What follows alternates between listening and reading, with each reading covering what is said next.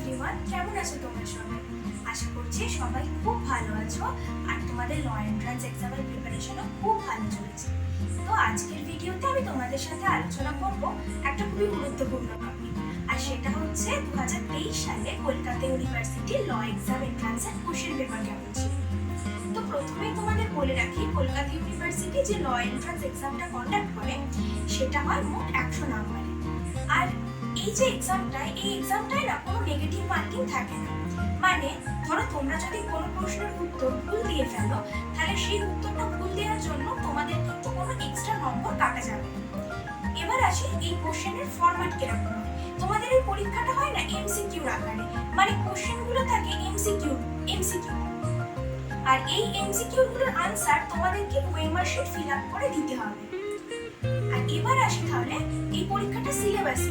এই পরীক্ষাটায় কি কি সিলেবাস আছে? এই পরীক্ষার সিলেবাসে আছে maths, logical reasoning, legal aptitude আর জেনারেল নলেজ এবং কারেন্ট অ্যাফেয়ার্স। আর একটা কথা তোমাদের এখানে বলি যে কলকাতা ইউনিভার্সিটি কিন্তু কোন টপিকের উপর কত নাম্বারের কোশ্চেন আসবে সেই সম্পর্কে না কোনো নির্দিষ্ট তথ্য দেয় না। তাই এখানে তোমাদের বলতে পারি যে প্রত্যেকটা সাবজেক্ট কিন্তু এই পরীক্ষার জন্য সমানভাবে গুরুত্ব রাখে। প্রত্যেকটা সাবজেক্টকে কিন্তু সমানভাবে গুরুত্ব দিয়ে পড়া উচিত। এবার আসি 2023 সালের কোশ্চেন পেপার কেমন ছিল। তোমাদেরকে আমি বললাম যে কলকাতা ইউনিভার্সিটি কিন্তু কোনো টপিকের উপর কোনো মার্কস নির্দিষ্ট করে বলে না। সেই বেসিসে 2023 সালের কোশ্চেন পেপারে জেনারেল নলেজ এবং কারেন্ট অ্যাফেয়ার্স ছিল সবথেকে বেশি।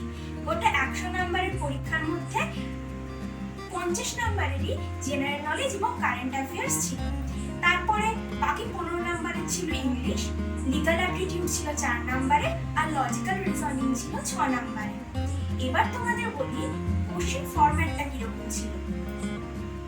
এই কোশ্চেনটা সাধারণত হয় 100 নম্বরের এবং প্রত্যেকটা কোশ্চেন 1 মার্কস করে ক্যারি করে। 100 নম্বরের 100 খানা কোশ্চেন থাকে। কিন্তু 2023 সালের কোশ্চেনটা দেখলে আমরা দেখব যে কলকাতা ইউনিভার্সিটি 2023 সালের কোশ্চেন প্যাটার্নে কিছু চেঞ্জ করেছে। সেটা হচ্ছে 2023 সালের কোশ্চেন পেপারে 50টা কোশ্চেন ছিল এবং প্রত্যেকটা কোশ্চেন 2 মার্কস করে ক্যারি করছিল। 100টা কোশ্চেনের বদলে 50টা কোশ্চেন ছিল আর প্রত্যেকটা কোশ্চেন 2 মার্কস করে ক্যারি করছিল। এই চেঞ্জটা 2023 সালে কলকাতা ইউনিভার্সিটির এন্ট্রান্স এক্সাম কোশ্চেন পেপারে হয়েছিল।